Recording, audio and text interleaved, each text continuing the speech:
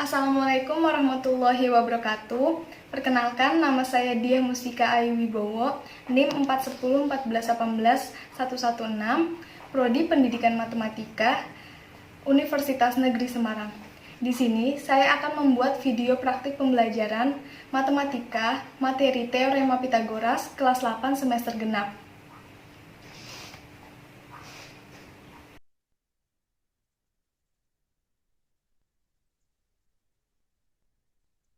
Assalamualaikum warahmatullahi wabarakatuh. Selamat siang anak-anak. Selamat Waalaikumsalam siang, Bu. warahmatullahi wabarakatuh. Selamat siang, Bu. Waalaikumsalam warahmatullahi wabarakatuh. Sebelum memulai pembelajaran kali ini, alangkah baiknya kita berdoa terlebih dahulu ya. Berdoa dipersilahkan. Selesai. Untuk kalian dimohon untuk menyalakan kameranya ya, biar Ibu bisa Baik, melihat Bu. kalian dengan jelas. Ya, Bu.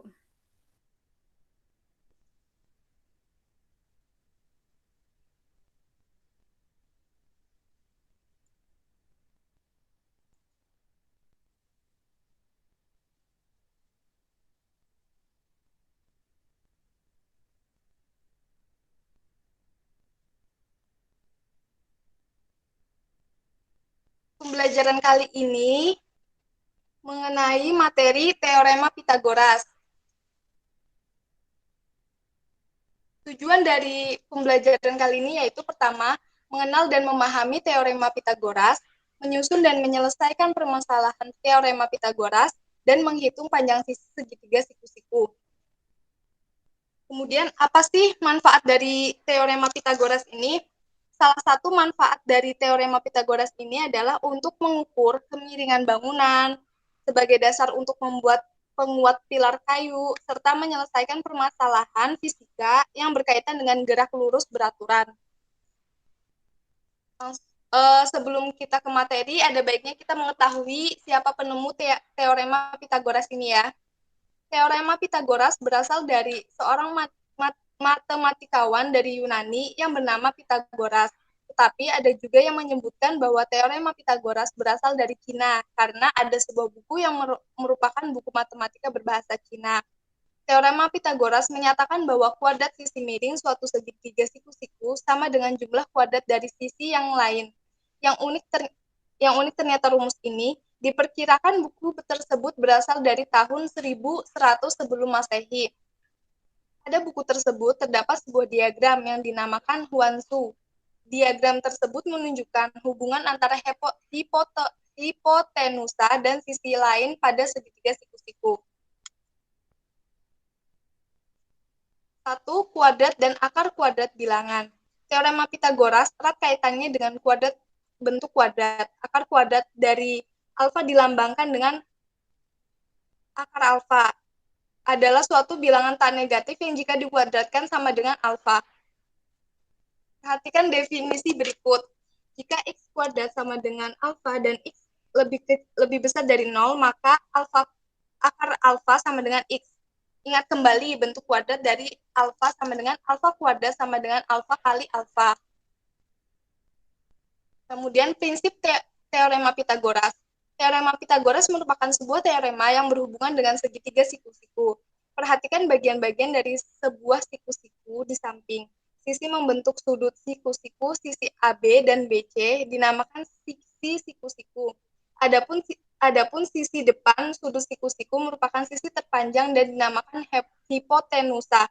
Seperti apakah teorema Pitagoras itu? Ingat kembali, segitiga siku-siku adalah segitiga yang besar salah satu sudutnya 90 derajat. Kemudian bagaimana sih cara menemukan teorema Pitagoras? Di sini diberikan segitiga ABC. Buktikan bahwa A kuadrat plus B kuadrat sama dengan C kuadrat. Konstruksi perpanjangan sisi AB sampai titik D sedemikian sehingga BD sama dengan CA. Konstruksi ruas garis DE sehingga DE tegak lurus CD dan DE sama dengan BC. Lukislah ruas garis DE dan AB. Bukti segi 4 ABCD itu berbentuk trapesium. Kenapa trapesium? Karena luas trapesium ABCD adalah luasnya itu setengah kali A kuadrat, setengah kali A tambah B kali A tambah B.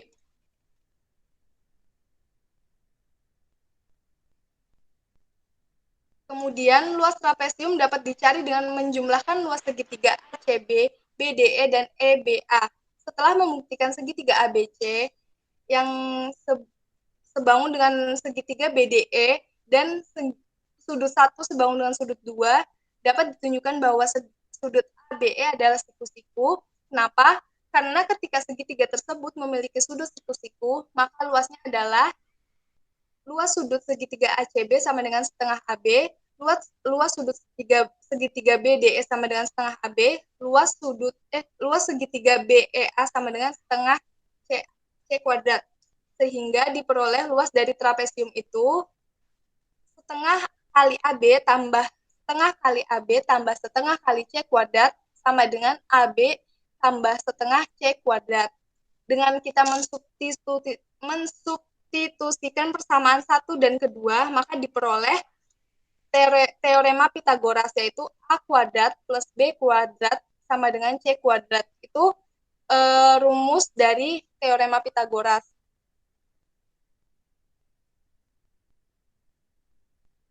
Langsung ke contohnya ya. Contoh soal, tentukan panjang hipotenusa segitiga di samping. Kita tahu ya, kalau misalnya yang A-nya itu 5.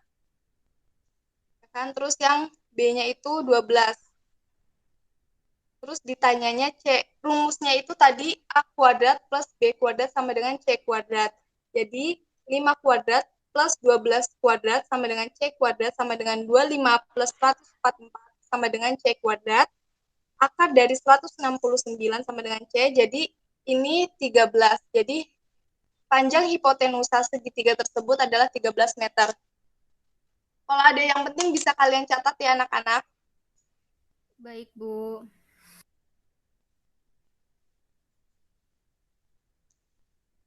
Terus ini perhatikan gambar trapesium di samping, panjang BC-nya, ditanyanya panjang BC.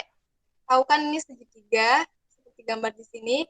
Untuk menyelesaikannya, kita cari panjang BE-nya dulu. Panjang BE sama dengan AB sama dengan AE. 33 dikurangi 25 sama dengan 8. Jadi panjang BE-nya itu 8. Tuh, berarti ini 8. Terus panjang CE-nya itu berapa? Panjang CE-nya itu panjang DA. Sama aja tuh panjang DA karena lurus ya. Terus perhatikan segitiga BEC, siku-siku di E. BCE sama dengan CE kuadrat plus BE kuadrat sama dengan 15 kuadrat plus 8 kuadrat sama dengan 225 plus 64 sama dengan 289 akar 289 itu 17. Jadi panjang BC-nya itu 17 cm. Terus menentukan hubungan antar sisi pada segitiga siku-siku khusus. Teorema Pitagoras dapat digunakan untuk melakukan penyelidikan terhadap sifat menarik dari segitiga khusus atau istimewa seperti segitiga siku-siku sama kaki dan segitiga siku-siku yang besar sudutnya 30 derajat sampai 60 derajat sampai 90 derajat. Dalam subbab ini kita akan menemukan hubungan antar panjang sisi pada segitiga siku-siku sama kaki dan segitiga siku-siku yang besar sudutnya 30 derajat sampai 60 derajat sampai 90 derajat. Ini rumusnya ya, bisa kalian catat.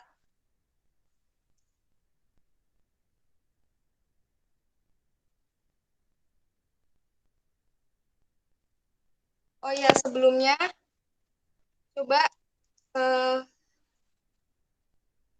di ini ya, ada yang bisa jawab apa enggak ya persepsi ini.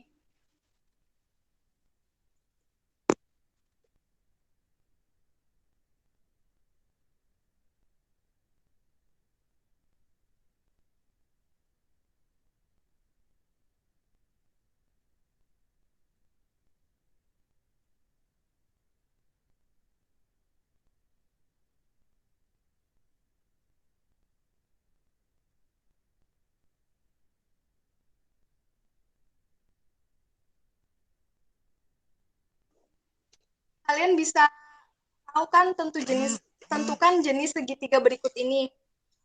Coba salah satu siswa untuk menentukan jenis segitiga ABC ini.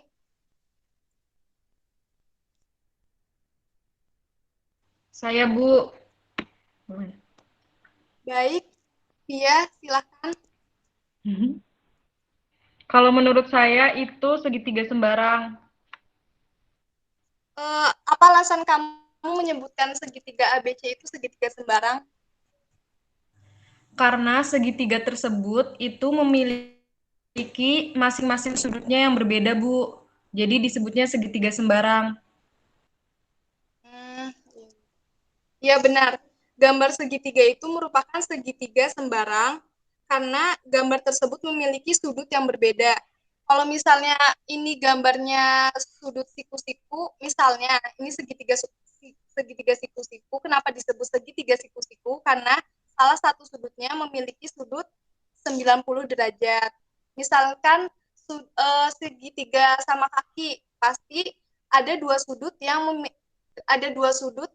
sudutnya itu sama, misalnya 45 45. Terus segitiga sama sisi, pasti semua sudutnya itu bernilai sama. Terima kasih ya Mbak Fia. Ya, Bu, sama-sama.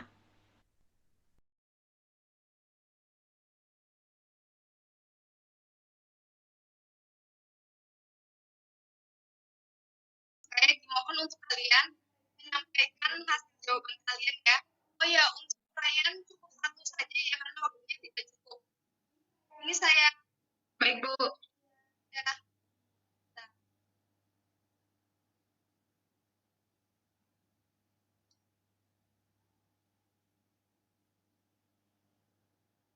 Baik, siapa yang ingin menyampaikan jawabannya? Saya, Bu. Ya, kan Maya. Ya, Bu, terima kasih. Saya ingin menyampaikan jawaban saya yang bagian pilihan ganda. Jadi jawaban saya itu yang pertama, nomor 1 A, kemudian nomor 2 itu D, nomor 3 A, nomor 4 D, dan nomor 5 itu C.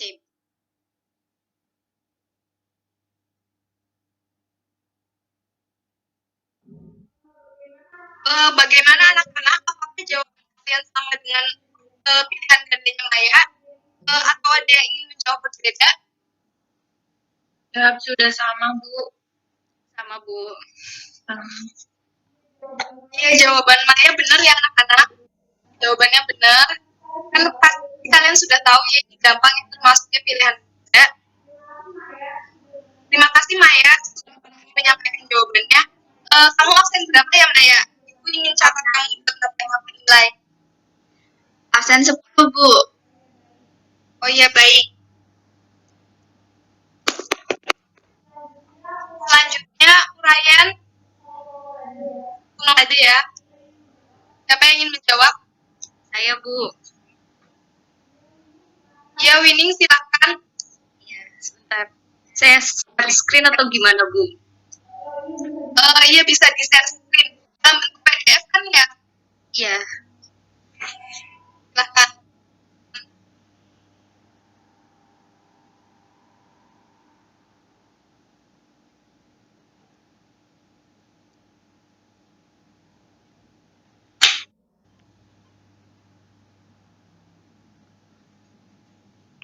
Ini Bu, apakah sudah terlihat? Sudah. Ya, ini jawaban saya uraian nomor 1.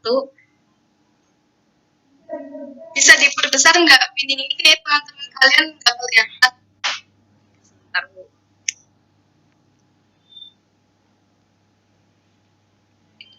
Ya.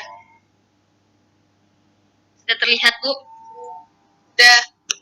Ya, jadi jawaban saya itu Rp195.000 untuk harga seluruh kawat yang diperlukan.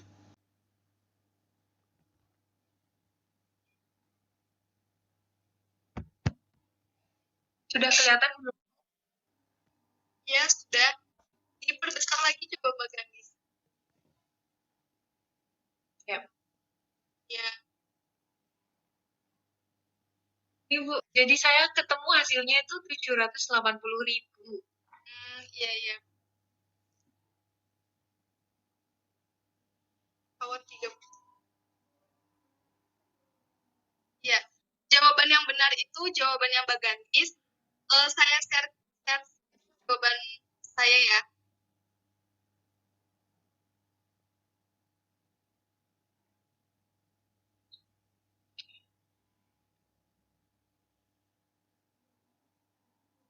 Jadi tadi jawaban Mbak Gandis, Mbak Winning ya.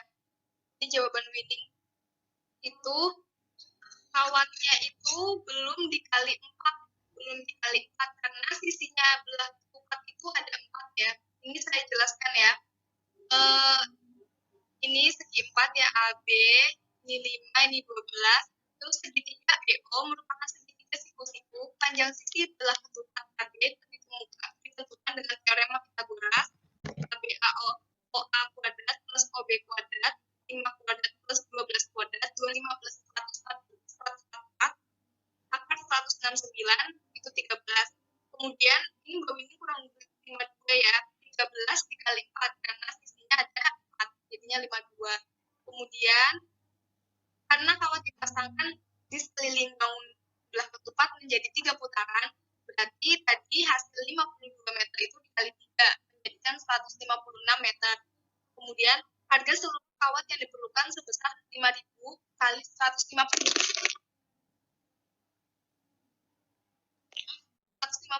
meter jadinya 780.